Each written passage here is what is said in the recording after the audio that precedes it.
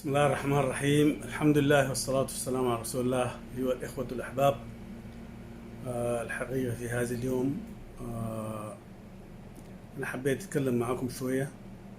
يكون هذا الفيديو هو أول فيديو حينزل في قناتي في اليوتيوب، لأنه أنا كرياضي يجب واجب علينا كلنا كرياضيين، إن كانوا لاعبين قدامى لاعبين أو مدربين أو إداريين أو غيرهم، خاصة المشاهير لعيبة الكورة وغيرهم، لابد إنهم يساهموا في الحملة التوعوية من أجل أن نتفادى هذا المرض بأي طريقة من الطرق.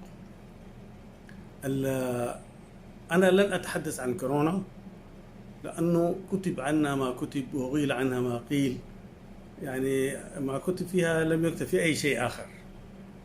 أعتقد المعلومات اللي عندكم هي كافية عن يعني توضح إلى أي مدى أنتم فهمتوا هذا المرض، فهمتوا أبعاده. طبعا هنالك حقيقة واحدة أنا مقتنع بها تماما، إنه هذا المرض ما في حد يعرف عنه شيء أبدا، جاي من وين ماشي وين، بيجيك كيف ما بيجيب كيف. ودي واحدة من الأسباب الرئيسية اللي خلتني أحس أنا أتكلم معاكم. ناس كثيرين جدا جدا من الأخوان أحس إنه في بعض الفيديوهات شفتها في السوشيال ميديا بيتحدوا هذا المرض ويتحدثوا عنه كأنه شيء واقف قدامهم كده، شخص عاوزين يثبتوا رجولتهم ورجالتهم قدام هذا المرض. الرجالة يا أخوان زمان أهلنا الكبار كانوا رجالة بالسيف والعكاز والسكين والرمش والشوتال وأشياء كثيرة جدا جدا بيثبتوا بها الرجالة بتاعتهم. نحن في عصرنا هذا الرجالة لا، الرجالة هي الكرم، هي الأخلاق الطيبة، هي التواضع، هي التآخي، هي التآزر، هي التكافل، هي التسامح. هذه هي الرجالة الحقيقية.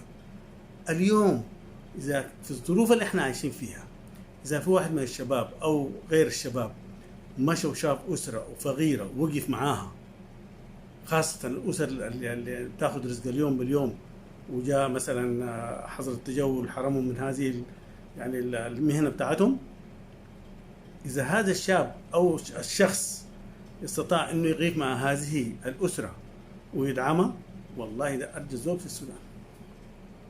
والبطولة نفسها متى أنت تبقى بطل؟ تبقى بطل لما أنت تجيب موقف إنساني، لما أنت تجيب إنسان موقف مفروض يجيب الإنسان السوداني، لأنه نحن مشهورين في العالم أجمع بأشياء كثيرة جدا جدا.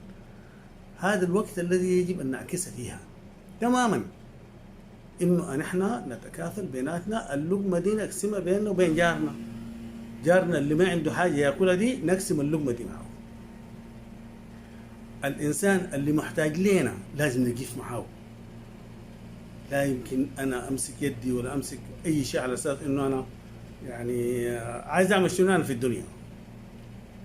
لازم أنا هذا المال اللي أنا عندي حتى لو قليل، لو اقتسمت منه جزء منه لهذيك ترتاح أنت نفسيا، ترتاح هذه الأسرة، تلقى أجرها عند الله سبحانه وتعالى. ما نقص مال من صدقة أبدا، بل تزيته 3 مرات. لذلك لازم نحن نجيب مع بعض في هذه الظروف.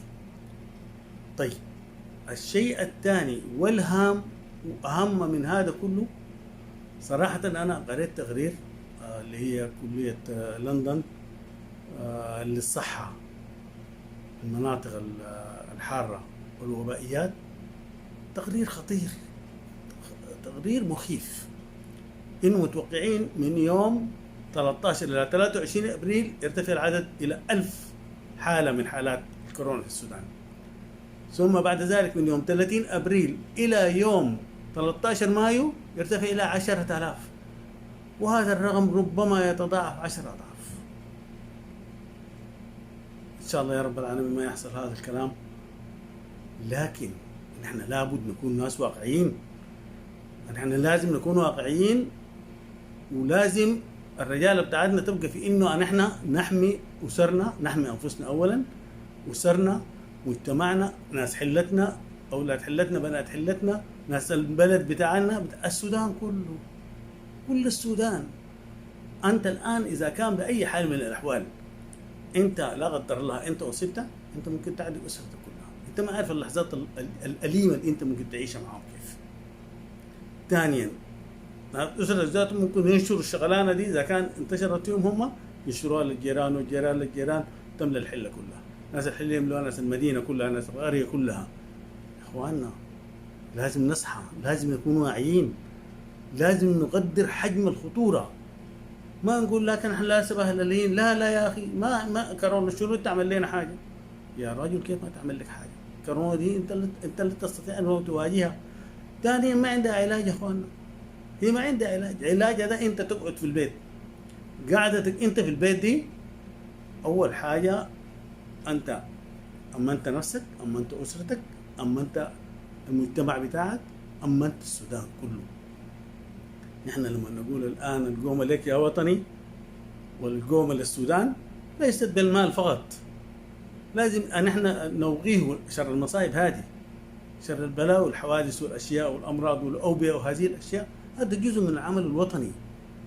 انت وطنيتك تتمركز في انك انت يجب ان تتفادى كل شيء يضر السودان، اي شيء يضر اهلك، يضر الشعب السوداني. هذا الشعب كفاه يا اخي، والله هذا الشعب ضاق من الويلات وضاق من المشاكل يعني ما لا تحصى ولا تعد. فكمان ما نسبب له ان احنا بحماقه بتاعتنا ان احنا نمشي. طيب في هذا المجال خلينا نتكلم حديث واقعي وايضا حديث صريح واضح جدا جدا. نحن اكبر شعب، اكثر شعب في العالم مجاني، اكثر شعب يتحدثوا عنه الشعوب الاخرى كلها. عشان الان في المملكه العربيه السعوديه هنا الناس يتحدثوا عننا بحديث والله يا اخواننا يعني يخجلنا، لكن هو حقيقه فينا نحن، مجاملاتنا كثيره. طيب الان مع هذه الظروف يا اخواننا، حتى لا قدر الله حصلت لواحد وفاه، العزاء ينتهي بانتهاء الدفن، انتهى الموضوع، كل واحد يمشي على بيته، تقعد الناس يمشي يتبطحوا في بيت البكا والفطور والغداء والعشاء والكلام ونسوا وضحكوا. يا جماعة هذا الكلام خطر جدا جدا، هذا ينشر المرض بصورة شنيعة، بصورة فظيعة جدا. وفلان الليلة عقده ديل يمشوا ناس أهل العريس والعريس يعقدوا ويسلموا الراجل مرته ويتوكل على الله يمشي مرته ويمشي. ده ما الوقت اللي احنا نحتفل فيه ولا نقعد نعمل لمات ويطبحوا الضبائح ويسووا وبعد شوية نمرق احنا كلنا عيانين كلنا موبوئين. الكلام هذا واجب وطني، ما هو لاعب ساكت. حتى على فكرة يعني الأخوان في وزارة الصحة الله يجزيهم كل خير ويبارك فيهم ويعينهم، لأنه مسألة ما هي سهلة أبدا، ما هي سهلة. في نفس الوقت هي مشكلة كبيرة جدا جدا بالنسبة لوزارة الصحة في إنها تطبق هذا الكلام لوحدها إذا نحن ما ساعدناها. لكن الدولة كمان يجب أن تكون على أقصى درجة من الصرامة. الشخص اللي ينقض حظر التجول هذا يعاقب أقصى العقوبات، هذا ضد الوطن، هذا ضد هذا البلد.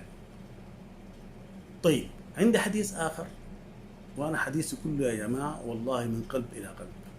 والله أنا أتحدث معكم لأني أحبكم، أحب هذا الشعب، أحب هذا الوطن لدرجة لا يمكن تصوروها أنتم. طيب أنا أتحدث معكم عن الآتي: قعدة البيت. أنت قالوا لك يا أخي اقعد في بيتكم، قعدة البيت ما يا إخوان.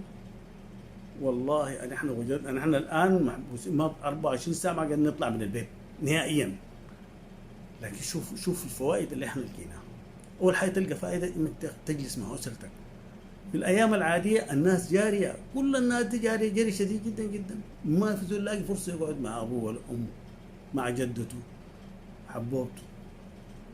احنا معلش بعض مرات كلمات كده يعني نحن خالطين 600 نوع من الشعوب هنا، هذول كلهم كل واحد عنده لهجة ونحن نتكلم معهم. فلذلك أقعد مع حبوبتك تونس معها ونسة، أقعد مع أبوه خليه يحكي لك قصص كثيرة جدا، قصة ولادتك أنت ذاك ولو كيف. أحكي لأخوانك وأخواتك، أحكي لهم قصصك أنت، أحكي لهم قصة حصلت لك، كان قصة حكى لك جدك، حكى لك أبوك. هذه رابطة عائلية جميلة جميلة جدا جدا، أنت تسعد هؤلاء الناس. أولادك، أقعد مع أولادك يا أخي، راجع معهم دروسهم من زمان، كانوا بيقروا سودي وأدرس معهم حاجات خليهم أبديتد. يا يعني أنت تستطيع أن تستثمر هذا الفلوس في أشياء كثيرة جدا جدا. البيت ككل، قوموا على البيت ده زي ما نحن هنقوم الآن كلنا كشعب قوم للسودان، قوموا على البيت ده أعيدوا ترتيب الكراسي بتقعد وين، السراير وين، والدواليب وين، نظفوا البيت نظافة كاملة، قفلوا كل المسامات والفتحات فيه، افتحوا المجاري للأمطار تمهيدا لفصل الخريف، ازرعوا في البيت الفواكه، وازرعوا الزهور، وازرعوا الفوليا الياسمين عشان يغير لكم يعني اجواء البيت ويدي العطر الجميل من هذه الزهور. اقرا، ارجع للكتب اللي عندك، اقرا الكتب اللي انت جايبها رادمها وما قادر تقراها. ده كله اذا انت ما عندك يا اخي في حاجه هامه جدا وظريفه جدا جميله جدا تلقى فيها خيري الدنيا والاخره، القران. اقرا القران، اقرا في اليوم 20-30 صفحه، تختم في 10 يوم، تختم في 15 يوم، تختم في 20 يوم. يا اخي تصور انك انت في اجازه يعني اجباريه مجبرينك، وانت تلقى يعني خيري الدنيا والاخره فيها. لما تختم القران مره مرتين 3 مرات، ويجيك شهر رمضان تختم مره او مرتين، كل هذا اجر لك. اقعد مع اخوانك واهلك ديل، ادعو الله سبحانه وتعالى، ادعو لانه فرج هذا الامر لا يتم الا بواسطه رب العالمين. ادعي الله سبحانه وتعالى انه ربنا يفرج هذه الغمه ويشيل هذا البلاء، وان شاء الله دعواتك يا ربنا ان تكون انت انسان صالح، ودعواتك تستجاب، وهذه الامه تعيش في خير وفي بركه في امور كثيره جدا جدا. فنحن يا اخواننا لازم نكون واقعيين، ولازم نتحمل هذا الشيء. جانا لخير، انت مرتاح راقد نايم في البيت، ما اقول لك انت امشي حرب. في ويلات ووباءات ومصائب ثانيه بتجيك تمشي فيها الحرب، انت تمشي فيها الحرب، تمشي تجي راجع ولا ما تجي راجع دي ما معروفه. ربنا اكرمك الان كرم كبير جدا جدا بانك انت يعني تقعد في البيت، والحاجات اللي انا قلت لك الجميله دي كلها انت تعملها. اخواننا، هذا واجب وطني، هذا واجب انساني، هذا واجب اخلاقي، اننا نحن نتعامل بجديه مع هذا الامر. ما في تجمعات نهائيا، وليس عيبا، ليس عيبا ابدا انه انت تنقطع، كل اسر تنقطع لحالها.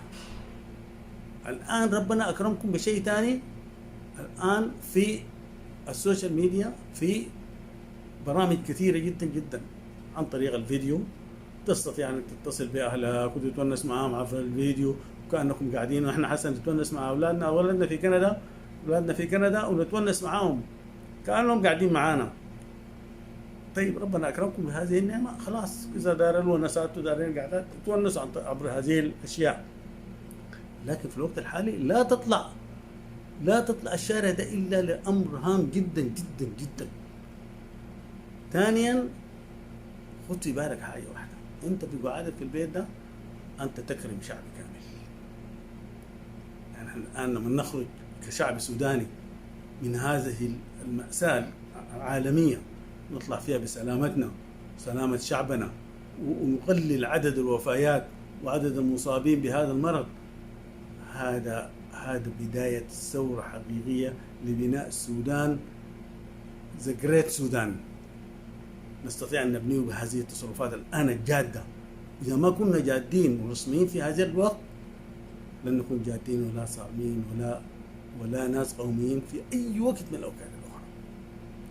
أنا أدعو لكم وأدعو لنفسي بأن ربنا يحفظ هذا الشعب، يحفظ شعوب العالم كلها. هذه الرسالة هي صح أنا خصصتها للشعب السوداني، ولكن هي في الأصل هي لكل شعوب العالم، كل شعوب العالم، لأنه نحن في دول كثيرة جدا تشابهنا في هذه الأشياء، وتواجهنا يعني تشابهنا في مواصفاتنا وفي أوضاعنا وفي أخلاقنا وفي كل شيء. أنا أتمنى لكم إن شاء الله الصحة والعافية، وأراكم إن شاء الله في قناتي في اليوتيوب. وما تنسوا تعملوا لايك وتعملوا سبسكرايب، وكلكم هتدخلوا معي وهتستمتعوا بهذه القناة، لأنه هي نعم رياضية، ولكن إن شاء الله سأتناول فيها كل القضايا السودانية، كل القضايا التي يعني توصلنا إلى بر الأمان وتوصلنا إن شاء الله لبناء السودان. شكرا لكم لهذا الاستماع، وإن شاء الله أراكم في إن شاء الله فيديوهات أخرى وفي لقاءات أخرى بإذن الله تعالى. شكرا لكم ولحسن استماعكم، ونراكم على خير.